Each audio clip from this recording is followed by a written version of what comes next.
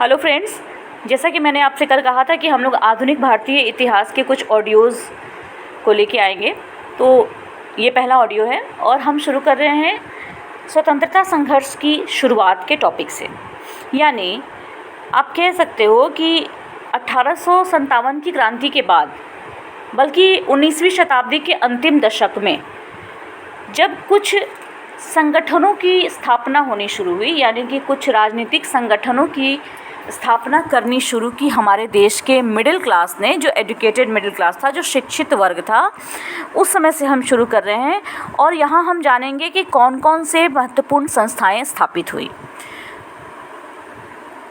Normally देखा जाता है कि भारत में राजनीतिक गतिविधियों का जो संगठित तरीके से प्रारंभ हुआ है, ये 1838 में लैंड होल्डर सोसाइटी के द्वारा हुआ।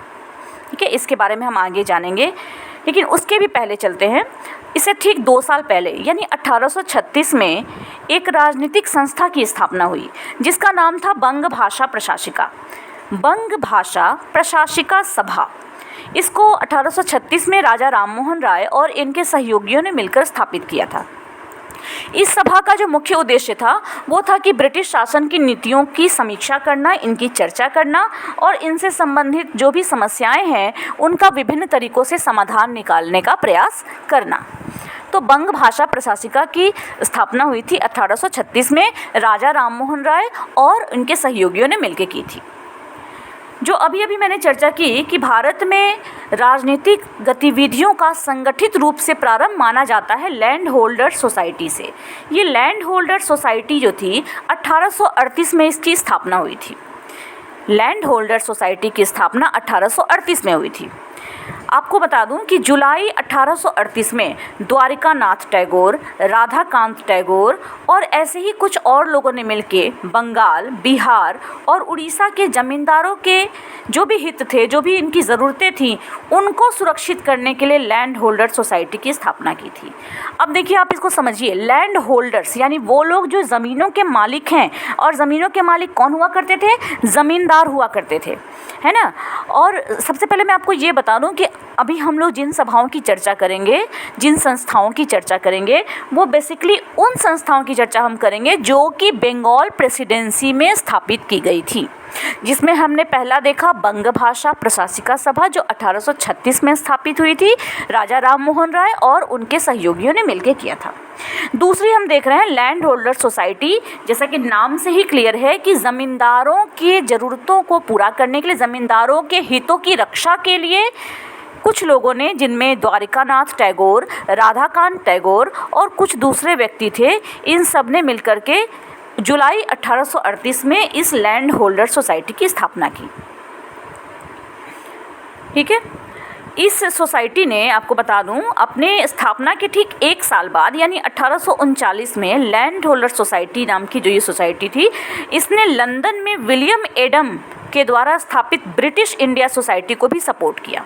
अब यहाँ से आपके 2 प्रश्न आ गए, एक तो लैंड होल्डर सोसाइटी और दूसरा टॉपिक आ गया ब्रिटिश इंडिया सोसाइटी। तो लंदन में ब्रिटिश इंडिया सोसाइटी की स्थापना की थी विलियम एडम ने, और इस ब्रिटिश इंडिया सोसाइटी को भी लैंड होल्डर सोसाइटी ने सपोर्ट किया था। ठीक है, नेक्स्ट पे चलते हैं। तो अभी तक हमें भारत में बंगाल प्रेसिडेंसी की 2 सभाएं मिली। एक तो बंग भाषा प्रशासिका सभा 1836 स्थापना हुई थी राजा राममोहन राय और उनके सहयोगियों द्वारा, और दूसरी है लैंड होल्डर सोसाइटी 1838 जिसकी स्थापना हुई थी राधाकांत टैगोर, द्वारकानाथ टैगोर और दूसरे लोगों द्वारा। ठीक है, तीसरे पे चलते हैं हम लोग। तीसरी जो संस्था है वो है Bengal British India society, Bengal British India society.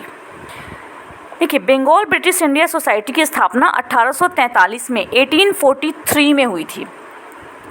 1843 में बंगाल ब्रिटिश इंडिया सोसाइटी की स्थापना की गई। इसका उद्देश्य था कि जो सामान्य जनहित है, यानी पब्लिक वेलफेयर, पब्लिक के वेलफेयर के लिए और इस तरह के कामों को प्रोत्साहित करने के लिए यही उद्देश्य लेकर के इसकी स्थापना की गई थी।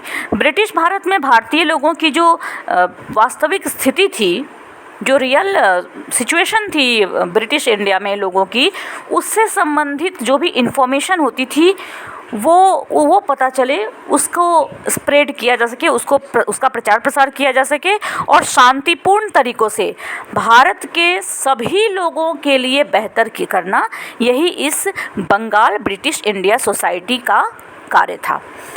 1843 में इसकी स्थापना हुई थी।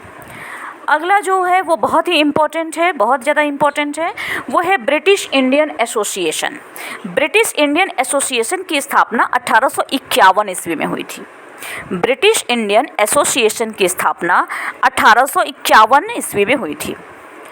29 अक्टूबर 1851 को लैंड होल्डर सोसाइटी और बंगाल ब्रिटिश इंडिया सोसाइटी, जो दोनों अकेले थे, जिनके बारे में अभी अभी मैंने आपको बताया, लैंड होल्डर सोसाइटी बताई और बंगाल ब्रिटिश इंडिया सोसाइटी बताई, ये दोनों अकेले अकेले अपना काम नहीं कर पा रहे थे। जिस उद्देश्य को लेके इनको बनाया गया था उसकी तरफ अग्रसर नहीं हो पा रहे थे सही तरीके से। तो फाइनली ये दोनों एक साथ मिल गए और इनको मिल के बनाया गया ब्रिटिश इंडियन एसोसिएशन। दोनों को मिला के एक नई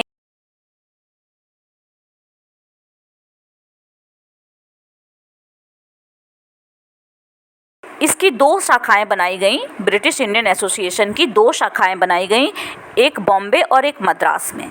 अब बॉम्बे मद्रास का मतलब समझ लीजिए। बंगाल में तो ये ऑलरेडी बना था, मैंने बता दिया कि बंगाल प्रेसिडेंसी में ये सारी संस्थाएं बनी थी, तो ये ब्रिटिश इंडियन एसोसिएशन भी बंगाल प्रेसिडेंसी में बना था। अब इसकी 2 शाखाएं, एक बॉम्बे में और एक मद्रास में भी स्थापित की गई। जो बॉम्बे में स्थापित की गई उसका नाम था बॉम्बे एसोसिएशन, और जो मद्रास में स्थापित की गई उसका नाम रखा गया मद्रास नेटिव एसोसिएशन। ठीक है,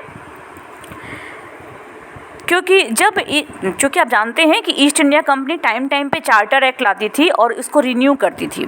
तो जब ईस्ट इंडिया कंपनी के चार्टर एक्ट के रिन्यूअल का टाइम आया तो ये तीनों प्रेसिडेंसी, यानी कि British Indian Association, Bombay association, Madras native association, इन तीनों ने मिलकर के कंपनी के चार्टर में चेंजेस लाने के लिए कुछ रिक्वेस्ट भेजा था।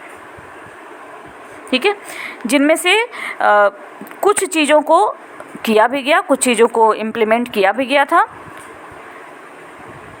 और इस तरीके से इन एसोसिएशंस के जो भी रिक्वेस्ट थे इनको एक्सेप्ट करके, और 1853 का जो चार्टर था उसमें गवर्नर जनरल की जो विधायी परिषद थी, गवर्नर जनरल की जो विधायी परिषद थी, अगर आपने पढ़ा होगा तो 1853 ईस्वी के चार्टर में गवर्नर जनरल की विधायी परिषद में 6 सदस्यों को शामिल करने का प्रावधान किया गया था।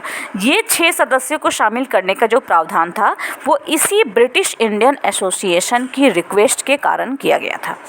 ठीक है, अच्छी बात यह है कि भारतीय राष्ट्रीय कांग्रेस की जब स्थापना हो गई, इसके बाद भी ये ब्रिटिश इंडियन एसोसिएशन लगातार काम करती रही। ठीक है, ऑडियो थोड़ा लंबा हो जाएगा, इसलिए मैं चाहती हूँ कि छोटे छोटे ऑडियोज़ हों, तो इसको यहीं ख़त्म कर रही हूँ और इसके आगे की संस्थाओं को भी तुरंत ही भेज दी हूँ।